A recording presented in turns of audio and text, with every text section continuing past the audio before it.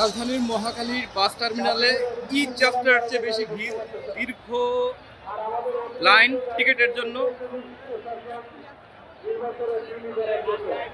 ওই দূর থেকে শুরু করে বিলাস এবং ইউনাইটেড পরিবারের কাউন্টার পার হয়ে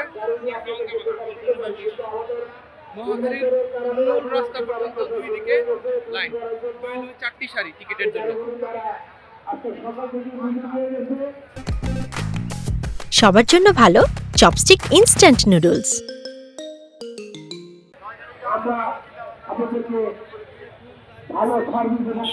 টার্মিনাল থেকে জানানো হচ্ছে যে বাস নেই, কারণ নির্বাচনের ডিউটির জন্য প্রশাসন বাস রিকুইজিশন করেছে এবং গাজীপুরে যানজটের কারণে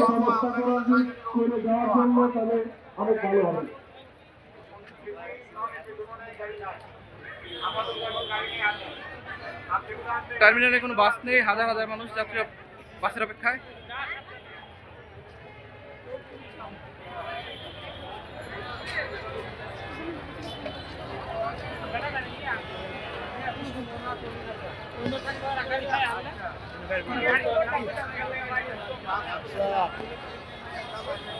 টার্মিনালের একেবারে শেষ প্রান্ত পর্যন্ত টিকিটের লাইন।